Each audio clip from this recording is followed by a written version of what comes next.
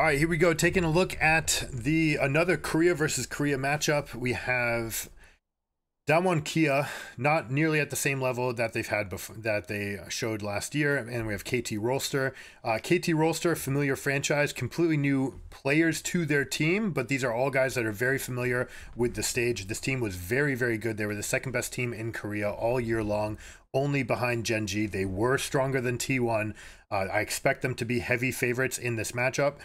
Interesting things to talk about in the draft. We saw Maokai Talia Rumble ban to lead off, matched with Callista Poppy and Lee Sin. Early Azir Prio, this is what we expect. Renekton in his correct place.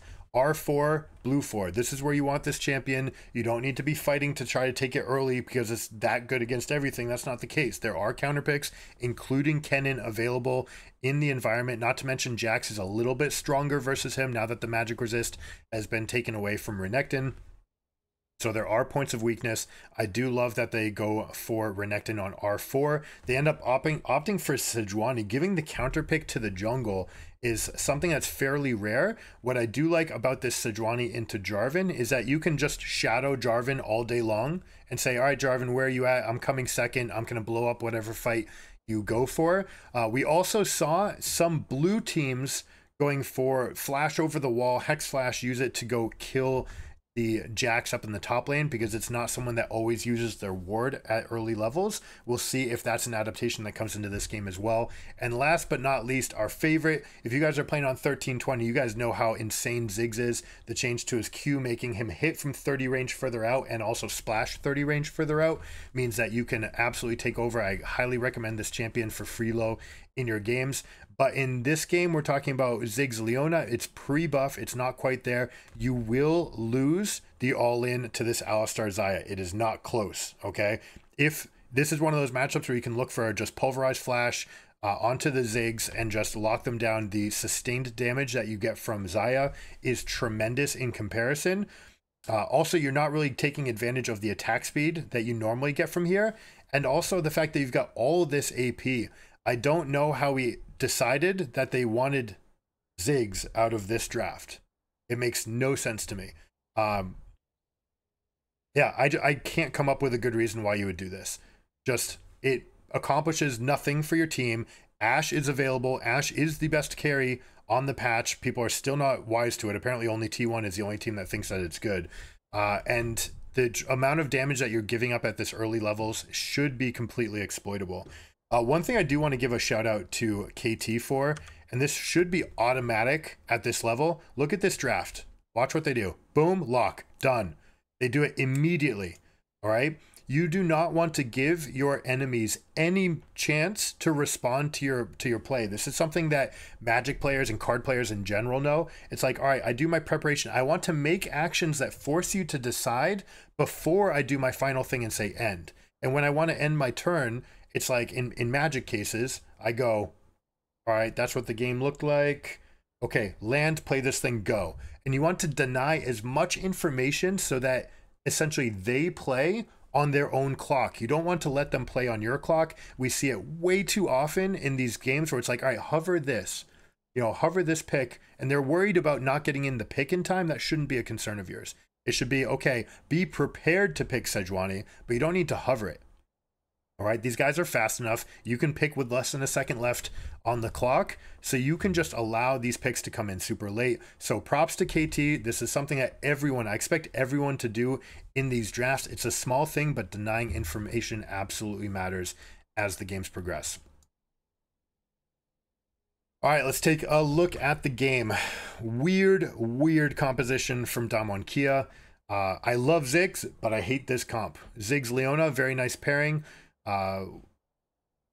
Sometimes Ziggs just needs a little bit more peel. Ziggs never going for an all-in trade. You're trying to chip them down. This pick is largely about Comet, Scorch, Cheap Shot. You just want this constant source of harass. You're also looking to aim your Q at the wave whenever possible because you always lose these all-ins. You're basically just trying to crash waves over and over and over. So for example, if we're looking at like caster, caster, caster.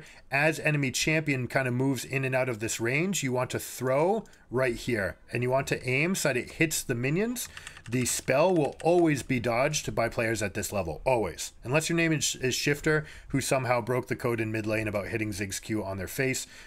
You basically want to splash the bomb off of a minion, which accomplishes two things. One, it guarantees the hit to expand the radius of the hit. Also makes it harder for them to dodge. It also pushes the wave, which plays towards the narrative that you want.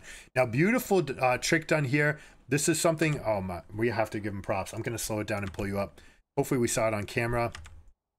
We didn't see it. All right, you're going to have to see it on the mini map. See what Xayah's doing?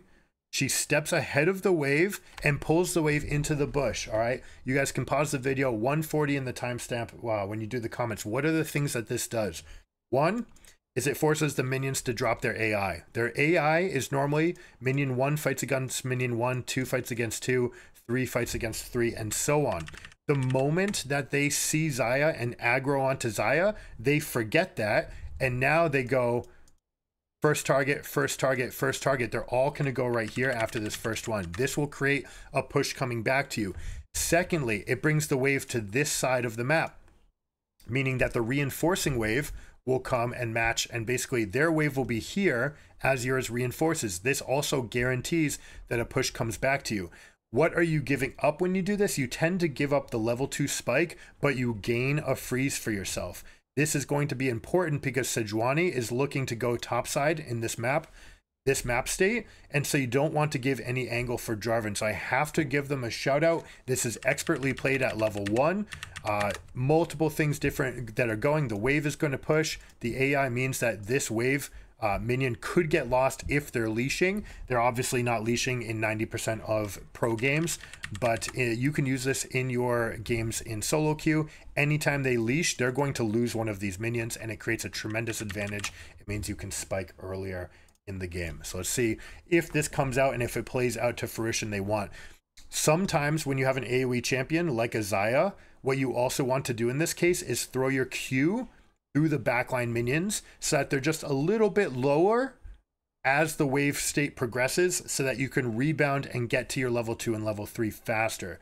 If you leave that those minions at full health, sometimes the enemy team can just say, okay, we'll spike level 2 and we'll spike level 3 and we'll beat you like that.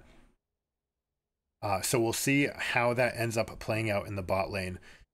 Jax versus Renekton early, so heavily favored for the Jax, able to do whatever he wants with this lane state. Interesting that Renekton actually cast his Q there. Normally you want this wave to crash in, that you can create the rebound and then push in and stack the waves for yourself. Ends up using the Q on Jax and the wave. One of the ways that Renekton is looking to fight that matchup is by trading health for health.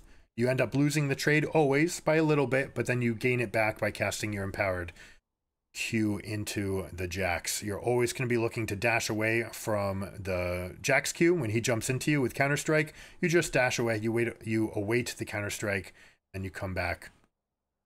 So now this wave is coming back to Kana, and this is a little adaptation here from Sejuani, having skipped their Raptor camp. We've spoken many times. I actually want to pause to look at this. Check out the mini-map right now. This is the camp that most of this tournament is going to center around, and normally Sejuanis want to take this and then find some cycle that either starts here and then you can do this, come back and take it again, or you can go Raptor into blue Gromp, then reverse clear, take the scuttle, and again take the respawn. By not touching this camp, you're actually fooling Jarvan into potentially trying to answer you and maybe even level up your level 1 camp, or just taking it at the last possible moment so that Jarvan can't take you on in this matchup. We've spoken about it before. The best answer to a Raptor start, if you expect them to do this, is to do your own full clear here. You end up with camp 7, and then you're first to have a spike here, and you're actually able to fight them for their second Raptor camp. So interesting to see these adaptations. Now, that does mean Sejuani is close also. She's up at the Krugs. She might try to escort this Renekton. Just her presence means that Renekton's can feel very comfortable now. This is level 3, which means Renekton is fine in this matchup. It's level 1 and 2 that he gets completely trounced. We see Azir with Hail of Blades. This is the adaptation that we see from all Azirs to win versus Orianna. The jury's still out on it. I still like lethal tempo for your end game carrying potential. Most fights you end up not being able to stack it. It tends to be a lot of just wombo combos, which is why they like the Hail of Blades. Just get the damage up front. We don't need to stack it. And it gives you some other benefits like getting the cheap shot to go along with Scorch. And really when you go Hail of Blades, that's what you're doing. You're doing a Hob, you're doing cheap shot, you're doing Scorch, you're going Mana Flow. And that tends to be the combination. And basically what you're doing is every time that these are ready for you on cooldown, then you're looking to get that harass and push the lane. And we see that effect, right? Azir just tremendously far ahead in tempo versus BDD. But what are you going to give up on the other side? It's sort of like Jax. Again, I'm taking a win lane rune. But what effect is it going to have for later in the game? It'll be interesting to see. We see it all the time from Jax's. This is how they've found a way to step ahead in this matchup. It's interesting because the Grasp tech came out before Renekton lost his MR. And it's either 3 or 4. I forget what he lost. It's like 35 to 32, something like this, that he lost on his magic resist. Most of Jax's early game damage is coming from magic sources. So it is interesting to see whether or not he actually still needs this. It certainly allows him to completely stomp the lane at the first couple levels, but might Conqueror just be better in these positions? Interesting to see. Renekton taking over the matchup early, plus 10 CS, plus he's going to get a crash. Jax is out of resources, and we have Demolished coming up here, which means that we're going to have Keen looking to get a full back, gets the stun off onto Jax without the counter strike. I actually really like that. You can go for that under turret because either they counter strike and they're not taking damage and you don't care because you're not taking turret dagger or you just dash away, or they don't have counter strike, in which case you get to deal extra damage before your recall. You get to come back. So very neat from Keen. Like to see that optimization from them. Now Orianna going for early null magic mantle to survive some of this damage. Plus, like we talked about, they are over-indexed on magic. We're going to have Merc Tread super effective here, going to be fine here, going to be good against the resistances and great here. So Merc Treads should carry a lot of value from this Orianna.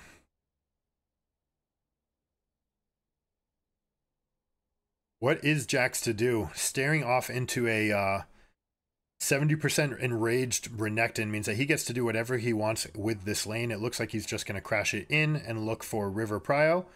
They're unsure about Jarvan's whereabouts is usually why you would do that. Normally you'd want to hold that freeze for a little bit longer and then go for the push. But because they're unsure about the Jarvan, they want to secure the objective. Jarvan would win fights against Sejuani all day long, okay? This is something that's always going to be the case for these matchups. But Sejuani's just looking to swing 2v2s, right? She just wants to be in the vicinity, take the farm that you can get. That's why she went for a different path to throw off Canyon so that they can create this imbalance in the jungle. You also see this is normally the scale of the sign of wanting to scale, right? When you buy Bami Cinder, you're like, okay, I'm just going to keep on clearing. I'm just going to keep tempo with you. Yes, it's fine for the fights, but it's not a rush into Radiant Virtue. When you see Sedge rush into Radiant Virtue, it's because they want to create those team fights. When you see him go into Bami Cinder, you're saying, all right, I just want to match these fights and kind of take them as they come for ourselves. We're seeing the Alistar difference here, plus the Xayah versus Ziggs difference. You see how Ziggs deals no damage. In these fights at this level, your Q does not deal damage because they dodge it. It has a wind up and it has a travel time, which means it will never hit at this level. That's why I don't like it in this game and against versus especially these two champions. They're just always going to be punished, and it's only going to get worse right now. Ziggs basically has to use Lost Chapter to permanently spam the wave. And the way Leona should be playing is basically GTFO. All right, you need to get out of bot lane and you need to go impact the lane elsewhere. You need to support. I expect her path to be up in this vicinity to go into the dot bush, get a control ward down to help protect Azir, and then play here. Help the team to take over Rift Herald, for example. which may not even be possible now. The choice is KT's, whether or not they stay bot lane or not. And of course, if they go 4v4 for Rift Herald, that means you're leaving Xayah alone with Ziggs, which Xayah is going to win every single time. This spell is useful for Ziggs. Early zoning tool, you can put it into these choke points and dare the enemy team to come into you, and then punish them for it. I'm surprised. I'd like to see it. We were obviously stuck in a replay, so we won't know exactly what the rotational values were, but I'm surprised that KT opted to give that one up. I feel like they should have felt strong there, perhaps just because Sejuani Ultimate was down, and they say, yeah, that's enough. We had our level 6 fun. We took advantage of it. Xayah and Sejuani used it, so we're opting not to take the fight. This is another sign of a team that's very confident in their scaling, okay? You are the scaling team. You don't need to take any fight where you might be disadvantaged. Jax, sure, individually versus here, yes, you're going to have that win, but the rest of the team, you've got Renekton being able to slam the door. Licorice said Renekton scales, and the W max, you know, we still haven't seen it. There's some of the players here know about it, some of them don't. Adam is one that we know does not. The extra power that's been put into his W means that he has tremendous amounts of kill threat as long as you put points in it. Also, the Q is a fake ability after 3. That's because this plus Q3 is enough to clear your entire wave. You don't need more than that. So putting more points in is just going in after your healing. You'd rather have more kill threat to make sure that those combos are more impactful for these fights, and just be dealing more damage. Ever since the changes to W, so much of Renekton's value is in his scaling on 1 through 5 on the W. So we'll see. We'll try to get an eye on what's going on up here. Jax opting to max the W. We've seen all 3 abilities maxed on him, trying to get the extra cooldown and chip for the Q, meaning that you can go in more often. Into matchups where Counter-Strike is just a hard counter, where you only need the 1 point and you can just constantly threaten them with Qs. That can be good into champions like Gnar. W, good into a matchup like this, where you're constantly standing in the middle of the wave, daring Renekton to come at you, like, hey, I've got 5 points in W. I'm going to have a meaningful hit with my Sheen and W. Not to mention the extra attack range that it gives means that you can go for these big chips when you're going for your trade cycles. Always interesting to see the adaptations. Leona correctly going points into W. We've seen people put points into E. Q is a 1-point ability on Leona. It's a 1-point wonder. E has the same cooldown. You don't really get enough effects by leveling it up, whereas the W makes you much tankier, so you're always going to go for that second. Love to see the 11-minute Herald here. This means that we're much more likely to get these mythic spikes in time for the second dragon. And they'll be scaled, right? We're talking about 12 minutes into the game. Renekton's gonna have teleport up. Basically, KT, I don't think will have to give up anything else for the rest of the game. They've got the 1K gold advantage. It's in the right places. Orianna, their team fighting, it's gonna be fantastic. And Ziggs is gonna be kind of blank because you're not able to ever threaten this lane. You're just constantly pushing it back and forth. You see that his Q's not even big enough to one-shot the wave. Until level 9, that'll be the case unless you go for a dematerializer. Please hover Renekton so I can see his skill points.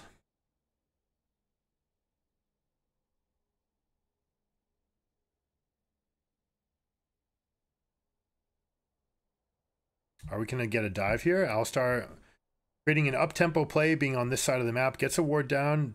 Is he going to see? I don't know that he sees Jarvan here. Jarvan may not have seen that. He has sweeper on now. They probably have an inkling. I think this could have caught vision on him, but it's very difficult to say whether or not they actually saw him completely there. All right, 1 minute till Baron. We're going to see completed item and boots from Renekton, so he's going to be the strongest that he'll be all game once he does finish this recall. We've got Xayah on a full item. We have Orianna, I imagine, is very, very close here as well. Sejuani's probably the furthest away, so she may decide to just stay on the map here at this point. Oh, actually, we don't have enough for boots. I'm surprised by that, actually.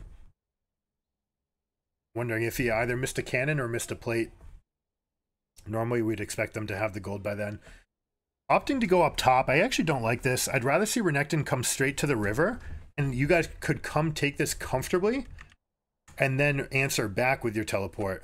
I don't like the idea of just saying, all right, let's just, you know, continue to wash waves back and forth, and then go. And then you have this awkward position where if you do end up teleporting to this fight, Jax will get the maximum for himself. And if DK is able to bait teleport and get out, then they'll be okay. All right, so here it is. Teleports are coming in. Renekton is super favored here. We see Q flash from Lehens.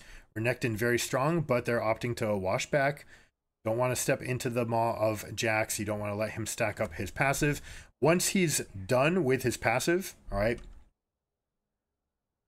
then you can start fighting. If you're unaware what Jax wants to do going into these fights, stack your passive on the minion wave and then teleport. By going up, you get the passive from the ultimate and just the sheer passive itself. Come in with those steroids so that you're able to get the immediate benefit going into the fight. That's what you're trying to do. Standing off right here. I love the positions here. Sejuani not on full items though. Oh no, it does have the Radiant Virtue. Ends up going for the fight. This is actually kind of awkward. Giving up the dragon. Now you've got repositioning, but all this damage is going to be KT favored. I don't know why DK went for this. Somehow you got the dragon for yourself, despite being weaker, and then they went for the fight after spending so many of the resources on the smite confirm. Feels really bad. Go check this out again. All right, so the battle lines here, we've got dragon hitting you the whole time is another thing to take into consideration. This is a enraged Renekton, who's got Gore Drinker available as well, so very, very difficult to kill this champion. You know, nigh unkillable. Plus, you've got aiming perfectly positioned. They've got the, you know what? Do we see a vision in here?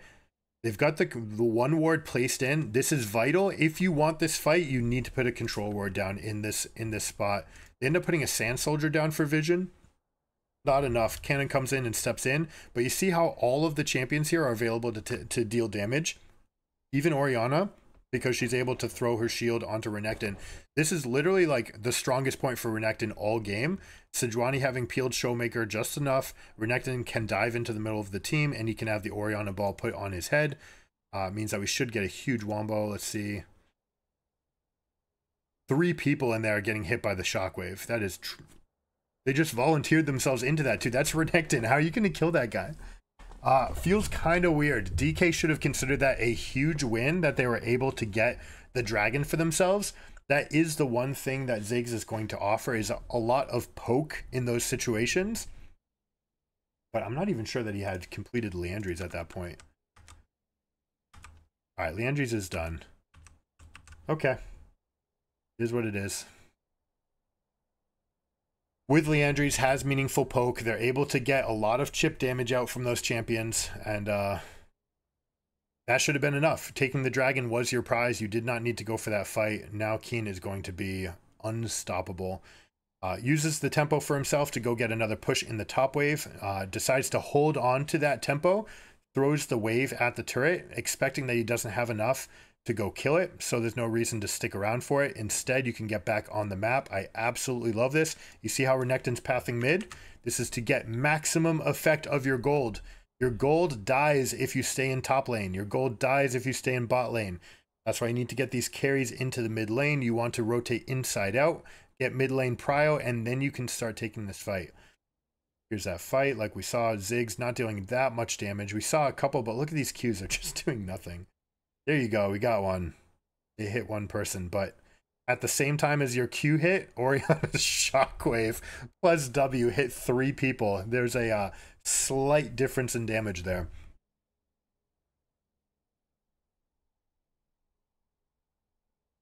DK zoning with their spells again, but this is going to be KT favored again if this fight truly breaks out. Again, they're trying to go after Keen. He's getting super amounts of sustain off, but actually they are able to wipe him. It looks like KT getting a little bit of miscommunication. Keen's trying to go that way while the rest of the team is stepping back. You can send Orianna this way to put the E onto the Renekton and try to use that as a pivot, but you end up seeing that Keen was unable to get this effect on him. If they're able to find it, that would have been great, but ends up overstepping relative to where the rest of the team is. I think KT should have been willing to take that all the way. Perhaps they're saying, hey, no, relax. Like, we understand that you're strong on Renekton, but we're also still scaling, so we're going to be okay. You do have to be careful, though. This synergy becomes super strong late game. The extra attack speed that Jarvan gives is more relevant on Azir than any other mid lane champion. That's why we like seeing these two champions paired more often than anything else.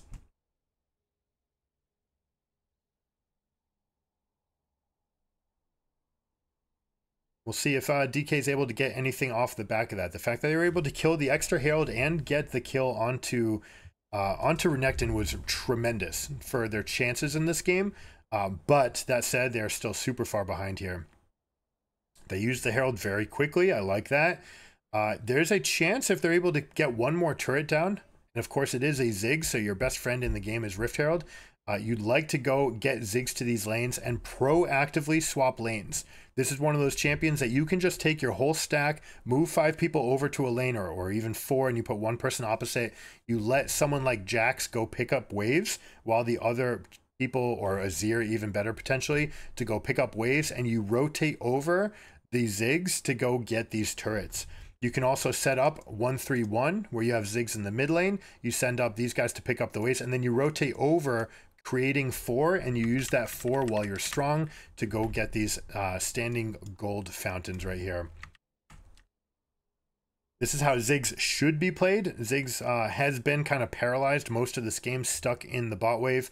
Would have preferred to see them go over and contest 4 Herald with 5 champions, and then use the Herald plus Ziggs combo to try to collect themselves some plates. Obviously, that opportunity is gone. Both Heralds are done, which means Ziggs is going to have to continue rotating if he wants a chance at these turret gold values. See how they're coming over here? They've got one little deep ward plus a rotational ward. You see these two, you can create derived information. Leona might try to go get one more ward, especially something like right here. You actually want it on the right. Yeah, beautiful. I love it. You want it on the other side so that a control ward here won't be able to see it. Okay, that means that they have to use sweeper. That means that now you've got this derived information between this ward in mid and the one that you tucked into the blue pit. Means that you should be able to rotate over and go collect the turret. Now, what I don't like is that they didn't actually use it. They had that vision advantage. They could have brought Ziggs over and actually gone and tried to eviscerate that turret. So a missed opportunity there for DK. Cuz finds a bit of an engage onto Kellen, but Kellen's never going to die there. You just get to turn on your W. Showmaker with early damage. This damage is kind of meaningless right now early. You do want to chip off the Sejuani's passive armor. That is something that you want to get gone. But you don't have Nashor's Tooth. You don't have that completion, which means you don't have any of the elements of the extra ability haste that Azir relies on. Now, Azir, it is worth noting, you don't... Well, we'll watch the fight. Look at the battle lines being drawn. Lehen standing in the middle of the fight. Cuz also as well. You've got the potential flank from Kana. Keen probably needs to turn on his ultimate right now. You can't afford to be this low with this little Fury. Perhaps waiting as long as possible. Or they might be saying, no, let's just try to get out of this and we'll give Dragon. Maybe we can get this kill onto Kana. If they can, this would be fantastic. Give Dragon, kill Jax would be thumbs up for KT. It looks like they pull out. Why are they still dancing around here? Again, it's one of those situations like, what are you actually trying to accomplish? If it was, hey, let's move together to escape, we've put ourselves into a bad spot, I understand. But why then go back into the river? It feels like a little disjointed game plan there.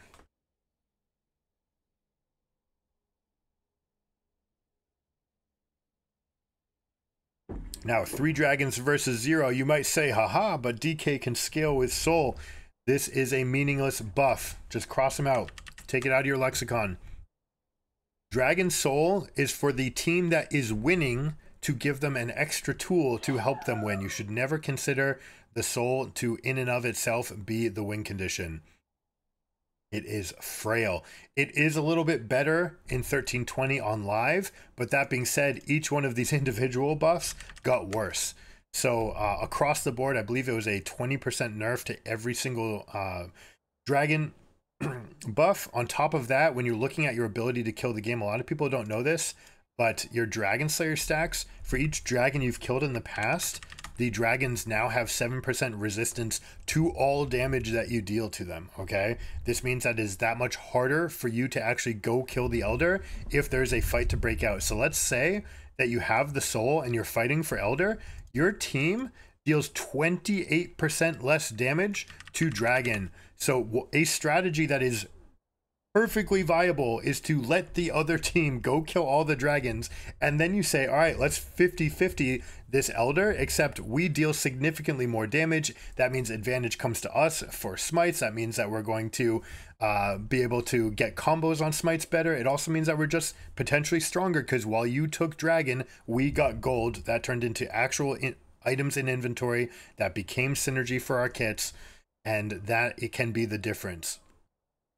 Now, if you're winning, sure, go ahead, take the dragon. It's fine. It's available. You can use that to your advantage and potentially make it easier to end the game yourself. But again, you might be giving them a window for opportunity. Most times, if you're winning and you have 3 dragons, the best play is to not take soul. The best play is to get them to think that you want soul and get them to come fight you. Right? Taking soul just means that you're putting Elder on the map. We saw that last game, the effect that that can have, and how random that can make the game up here. All right, so taking stock of the game from here, we've got 3.2k gold. This is Jax showing what they can do in the matchup. Once you have this Divine Sunderer plus extra abilities here, the Merc Treads means that you're not going to take as much damage from the ultimate from Keen, which is one of the biggest tools that he has against you. The all-in with ultimates included is still going to be fine for Renekton. You just always dash away from the Counter-Strike. E1 to get away from Counter-Strike. Just put yourself out of range, and then if they dash, you have E2, you just get out completely. And as long as the Counter-Strike doesn't hit you, and specifically doesn't block your W, then you're going to be fine in that matchup. And you'll just be a much more poignant tool for the team fights. The one thing that Jax can try to do better is to try to get an AoE stun. That's the one thing that Renekton doesn't have access to. That said, Renekton only really cares about this target. Like, you want that stun onto Azir, maybe onto Ziggs, but most likely you just want the stun onto Azir, and you want to be able to go and say, hey, this guy, target him right now. I've got the Orianna ball on my back. I'm feeling good. Jax, much harder for him to orchestrate an AoE stun. If you can get it, that can be your difference in the team fights. But certainly what you're really trying to do is 2 items on. You're trying to just go match Renekton in side lanes, pull him away from the team, and see if you can make that battle happen here. See if we get a Black Cleaver or a Spear of Shojin here from Jax. Usually it's Spear of Shojin. Sometimes you end up seeing Black Cleaver. Normally Black Cleaver paired more with Trinity Force. Because with the backbreaking play there, stealing red means that they have 2 reds available for their team. Lehen's even grabbing red. I actually really like this. Xayah already has theirs, and it's actually relevant on your engaged supports, right? The fact that you have some amount of chain to go with the rest of your kit, you're going in, now you have some extra regen, and you have some extra damage, and you can slow them down. It can be very nice to have red buff on your engaged supports for those situations. Not on champions like Nautilus so much, whose auto attack is already going to root you, but Alistar, while he's trying to stack up the chains, that can matter. All right, macro lesson, here we go. We've got 3 dragons, 25-20. Who's going to win this fight and why? Put it in the comments. We have 4k in the lead for KT. Certainly makes it feel like it's going to be pretty easy. Also, we have correctly have the second item Rabadons. Every Orianna that's not doing this, I feel, is missing out, because this is such a tremendous part of their value in their kit. Leona actually trying to get chunk damage onto BDD, ends up getting 45%. That's a significant amount, but she's going to reposition herself here. We're going to see line of scrimmage drawn. She may even just try to teleport back into this fight. They've got the Sejuani more than healthy enough. You see that beautifully done. Cuz countering the Counter-Strike by just bopping into Jax, allowing everybody to just step away. Very nicely done. Ball starts on Alistar. Love it. You get the extra resistances. How do you ever come up into this? This guy can Q flash to jump into the team. They've got the dragon for themselves. And then Kellen's taking the fight. Why are you taking this fight? These guys are trolling. Okay, you guys can reap what you sow. You made your bed, you can sleep in it. Canyon trying to deal some amount of damage back. You've got the Showmaker nearby ripping into them, but Nashor's Tooth. So what I wanted to say earlier, Nashor's Tooth is a highly synergistic item for Azir. It is known, right? It is very good. Extra attack speed is good. Cooldown is good. The AP is good. Even the on hit, not good the way that you want it. It does not work with the Sand Soldiers, but basically ever since they changed the Q's on a longer cooldown, once you throw Q, all of your soldiers will go to that one spot, and some counterplay that is available is for the enemy team to say, all right, your soldiers are here, we'll walk away, we'll dash into you. In those cases where you actually want to continue dealing damage, the fact that you have Nashor's Tooth is a relevant amount of damage for people that get out of your Sand Soldier range. Obviously, you'd prefer it to be with the soldiers. You want all 3 of your soldiers ripping into them, but it is reasonable and relevant that you get to deal that extra damage there. I like what Jarvan does here, realizing that, hey, I've got Showmaker nearby. I can chunk them. It's pretty safe for me to deal some extra damage here. And if it ever turns into any amount of extra kill threat, or any amount of extra gold onto Showmaker, that's great. We see how strong Azir is into Orianna. For those fights, you absolutely do not want to ever go face-to-face against Azir or any of the battle mages like Ryze or Cassiopeia. Orianna wants that team fight. Want to take those juicy buffs, 3 buffs in a row coming up into Worlds in time to make this champion probably the #1 prio pick. We still like Lissandra for most of the things that she can do around the pit, paired with something like Ornn, or Rumble even, just going in and diving in, setting up the fight. But if you're facing off against Orianna, you always have to worry about the strength of that shockwave. Sejuani stun, can't get the chain CC to help aiming lock up with the root.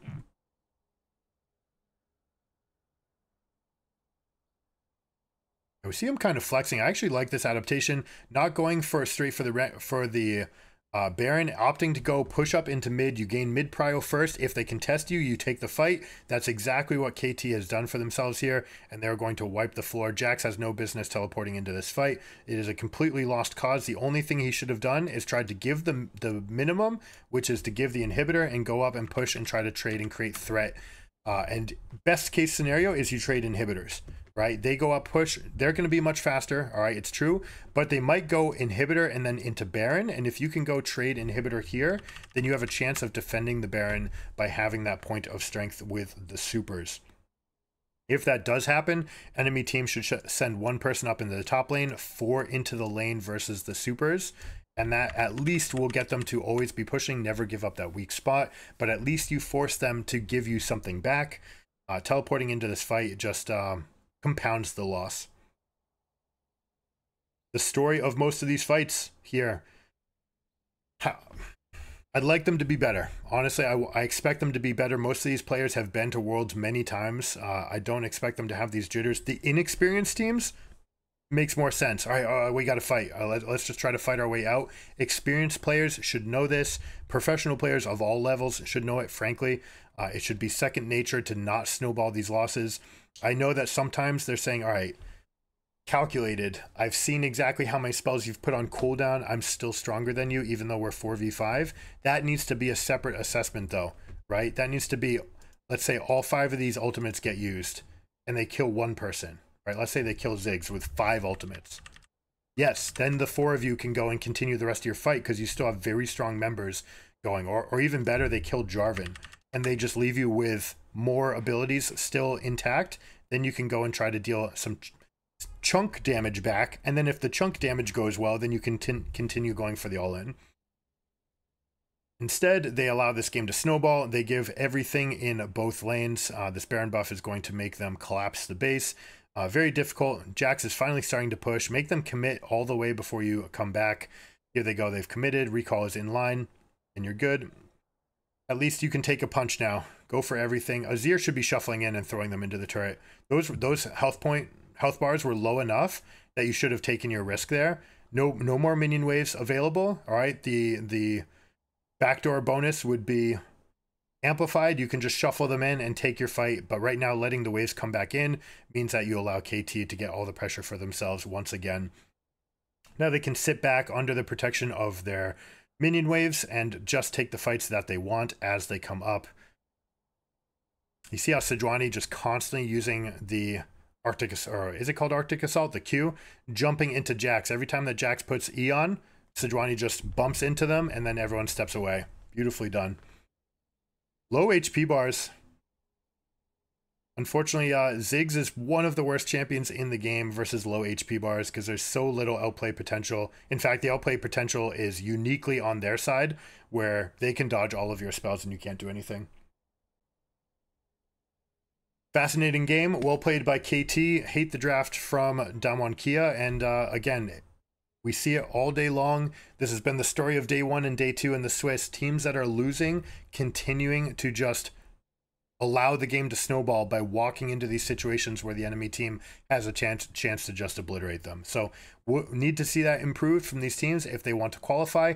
Now that they're in the O2 bracket, Damwon Kia's can be playing best of 3s. KT is going to slide into the 1-1 bracket with the, I believe there's 8 total teams in that bracket, so they have another game to play best of 1 before they go into eliminations. But from then on, every game will be eliminations. We'll catch you next time. Tomorrow is going to be the beginning of the best of 3 series, I believe, from the winners bracket. So that'll be exciting. Let's check them out, and I'll see you there next.